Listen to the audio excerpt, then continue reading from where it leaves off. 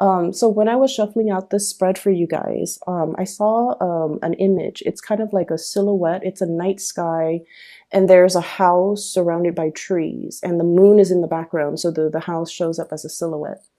And then everything in that house is dark, and then all of a sudden the attic light comes on, and it just this overpowering, light emanating from the attic. It's a very haunting type of a feeling that I'm getting, but I'm also seeing as well that it's a light that illuminates the darkness. Okay, so that's what I saw. And what I feel, how that image applies to this reading is there's definitely some type of a major realization, major awakening, that light bulb moment that has entered your life or will be entering the rest of this month. For some of you, this is like an idea when it comes to income generating opportunities, okay? Something that's really profound, something that's very, very big. And I feel like it's an idea that you can take and run with it. And it's going to be very transformative when it comes to your financial sector. Okay, so it's an idea, it's lucrative, it's floating around out there. And I feel like it's coming into the fold to show you, here's how it can be done. So if you've been thinking about something, I feel like this is a really good time for you to launch something. It's a good time for you to grab this opportunity and run with it.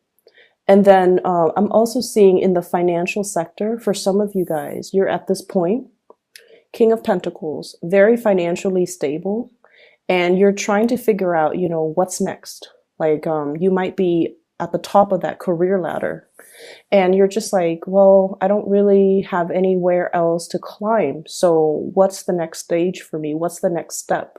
How am I going to, what do I need to transition into, or where should I look so that I can continue to increase my skills, continue to increase my income generating potential, which is a really, really good place for you to be. Be very careful about speculative ventures, okay? This is like high risk, high rewards.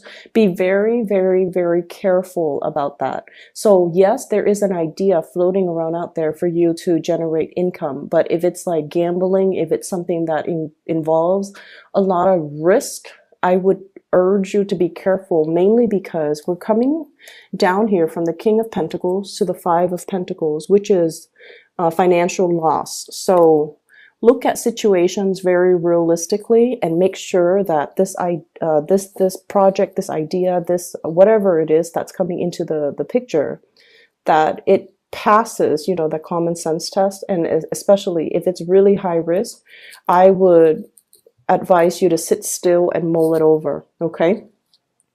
I'm also feeling as well, some of you are really trying to stabilize your financial future. And this is like a different segment of you guys. And you feel like you're just starting out. You feel like, okay, I'm kind of like, this newborn. I have a long way to go before I can get myself financially where I need to be. And it can feel a little bit disheartening when you have so much potential and you see yourself, with a lot of potential, with a lot of growth potential, especially. But it can seem as if it's going to take some time to learn all the skills, to climb that ladder, to be where you need to be. I don't see any obstacles standing in your way. I feel like there's a lot of information that you have to learn. There are a lot of things that you have to know how to do in terms of like protocols, procedures, accumulating knowledge in order to do your job, in order to, I see a lot of people who might actually be students. So for example, if you're on course to get your bachelor's, you might be like, okay, once I get this degree, once I graduate, the whole world of opportunities will be available for me. So you're getting kind of antsy and you're getting kind of anxious. Like, I just want to get through school. School is just school. And afterwards, that's when my life is going to start. Okay. Some of you could even be getting a master's, could be like getting frustrated and impatient about, even doing like a PhD coursework. And you're just like, as long as I graduate, then everything, the doors will all be open for me. So think of this not as a means to an end. Okay, getting the degree is just a means to get a job. Think of this as your soul's evolution. Okay, all the things that you need to learn as this newborn baby in order to and I feel like it's not just the degree or the diploma to get a good job. It's something that you have to do for your internal growth process. So be patient with it and just know that in life, whatever we put in is what we're going to get out. So if we need to give it 100%, do all the course reading, do all the assignments, do all the tests, the midterms, the exams, the board exams even, it's knowledge is, the accumulation of knowledge is an ongoing cumulative process. So we can't really cut corners and we can't really just wish for that end date. Okay. So enjoy the process, live in that moment, ground yourself and really find purpose in the day to day of what you're doing so that you're not getting frustrated, so that you're not getting anxious and impatient with this process. So I feel like there's something that's going to take a while to accomplish. It could be a project, it could be school for some of you, it could be getting the foundations ready for some huge income generating opportunity, and you're in the midst of having to deal with it. I feel like you're a little bit impatient, but rest assured things are going to be okay. I feel almost like the universe is teaching you delay gratification, is teaching you discipline, a lot of discipline, is teaching you to accumulate knowledge, and it's keeping you kind of still so that you can clearly lay a strong foundation for you guys so that whatever you decide to undertake later on, when this waiting period is over, then you will know that it's going to have a really good outcome. Okay, so be patient with it. There is some brazen, bold communication that's coming through between you and another person. Okay, and this is what I call like the bare naked truth. Okay, Page of Swords. Okay, somebody might be expressing how they feel to you. And they could be expressing how they feel about something that you're doing. They could be expressing how they feel about you. And I feel like the message, the way it's delivered, it could be in a way it's like catching you off guard. It's something very unexpected. And it's something that is like, wow, what do I do with this information?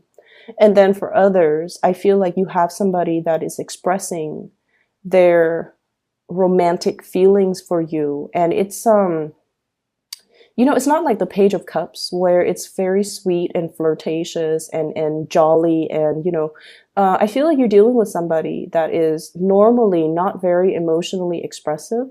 They might have a deadpan face. They might have like, they're just not really comfortable with that realm of emotions. Okay. And you have two characters here. One could be an earth sign, Taurus, Virgo, or Capricorn. The other one could be an air sign. So I have the King of Pentacles, and then I have this is the King of Swords.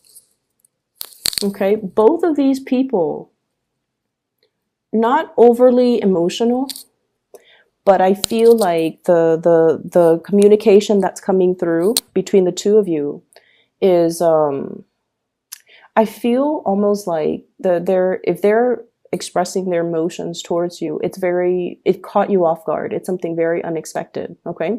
And then I also feel like, there's news about pregnancies, birth, and things like that as well, where it's like, catching you unawares. Okay. So for those of you who are, expecting, congratulations. For those of you who are, not expecting, take necessary precautions, because this pregnancy vibe is coming through mainly because we have some unexpected communication. We have the birth of something. Okay. I feel like for some of you, there is, I feel like there could be some type of a accusation from a relationship partner. Okay. Are you seeing somebody else? Are you still in love with me? Am I making you happy? Are you, like they're wondering if you're still attracted to them. They're wondering if you're still in love with them. They're wondering if they do it for you. And they're wondering if you've been honest and straightforward and loyal to them. So I do feel issues, communications regarding loyalty. And I also feel like as well, loyalty in the workplace. Like I see somebody getting called into like a supervisor or a manager's office, and somebody telling you, hey, we've got, a position that's going to be opening up in possibly the end of the year, and we like the work that you're doing, but we're wondering, do you enjoy working here? Do you think you'll be around at that time? Do you think you'll be loyal to us because we want to recommend you for this position? But if you don't feel like you want to be here, then let us know so that we can give the position to somebody else. I don't feel like the communication is sneaky or conniving, or I don't feel like they have hidden agendas or hidden motives. I feel like they hold you in high regards and they want to give you the full honest truth. They want to be able to disclose to you fully where they're at, how they feel about you, and what their plans are. So if your plans kind of coincide with theirs, that's great. If your plans, on the other hand, do not coincide, they want to know so that they can, look elsewhere. So it seems to me like it could be at work or it could be with a relationship partner. Are you still 100% on board with me, Cancers? If you are, then great, we'll move forward. Forward movement, momentum here. But there's also that little bit of self-doubt. One horse is looking at the other, and it's like, are we in this together? Because it's going to get rough. So are we still in this together? If you want to bail out, you need to tell me now. And honestly, Cancers, I feel in general that it's hard for people to gauge where they're at with you. You guys are really personable. You have great, sparkly, shiny personalities. And you guys are very, very well liked. People that meet you, even for the very first time, they're always going to say, wow, that was a really cool person, male or female. You have this way about you where it's very disarming. You put people at ease. You sincerely care about people. And you always, whenever people talk to you, they feel like, they feel like they're the center of your world. And I'm not sure if you guys are aware of this. I've interacted with a lot of Cancers. And so let's just say I talk to them and they're just like, how was your day? And, I feel like I can say anything without judgment. I feel like, the other person, when they ask me that, they're really, really, really sincerely interested in, how was your day? It's not just casual conversation, because people do that. And they ask you and then they're disinterested as soon as you open your mouth. But I feel like with you guys, there is a very strong sense of sincerity when you interact with people, when you talk to people, when you ask people, even with just mundane water cooler chit chat, you're still very much engaged and very interested in what they have to say. And I feel like you do this with a lot of people. And that is why I mentioned before, a lot of people can get the wrong ideas and think that you're flirting with them. And then a lot of people, your partner, when they're with you, they feel like they're the center of your world because, of course, you love them. But when you're engaging or talking to somebody else, they just feel very sidelined, okay? So make sure that you kind of keep that attention, that focus on the relationship partner. Reassure your relationship partner so that they don't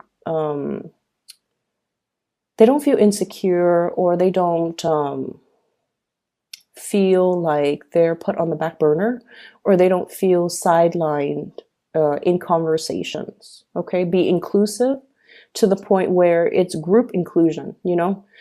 So I hope that makes sense. I feel like there's some insecurities coming through, especially from relationship partners.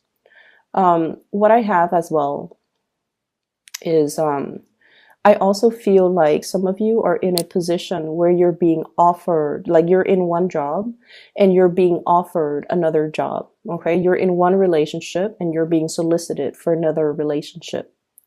And I feel like there's a little bit of a sensory overload from your end about like, oh, what do I do? So many choices, so many options. There's also this paralysis. It's like I can't really act on anything right now. I don't know what to do. I don't know, want to say the wrong thing. I don't want to convey the wrong things. I don't want to make a decision because I need some time to mull it over. So there's an element here about you being quite conflicted and kind of pulled in different directions about, you know, what's the right choice for me. So if you are being poached, for example, if you're in one company working for somebody that you really care for and you admire and you feel like there's growth potential here and you're being, you know, pulled by another company, recruited by another company, or offered another job, I feel like I feel, well, let me see. I feel like it's catching you unawares. And I feel like the new job, yep. I feel like the new job, they really want you. Okay. I call this bending over backwards to accommodate another person. They really, really, really want you. They really want you. And, you know, the best work environment is the work environment that really sees your full potential, that really appreciates you, and that really wants you. Okay, so I feel like you have some choices to make. And then I also feel like if you're in one relationship, there might be somebody telling you like, hey, I really like you. When if you ever find yourself single, then, you know, reach out to me. And in that situation, I see you kind of recoiling like, I don't know what to do with that information. And I feel like you can trust people and take what they say at face value. Okay, this is options opening up. You can take what they say at face value. If they're telling you if you ever find yourself single, then contact me. They don't expect a response from you. I mean, unless you're single, right? But if you're in a relationship already and you're happy, then just leave that alone. Okay, don't work yourself into a frenzy. Okay. So I definitely see some temptation would work with relationships as well coming through. Testing your loyalties, I feel. Testing your loyalty. So, you know, stand firm in whatever it is that you hold dear, whatever it is that you love, whatever it is that you value. Don't waver. Don't think about what if, because, you know, a lot of the times when new opportunities open up, we forget or we take for granted what we already have. So this is telling you if it's a job or something, I feel like they really like you. They really like you. But if you're happy where you're at, then, you know, work from that standpoint. Make the decision from that standpoint.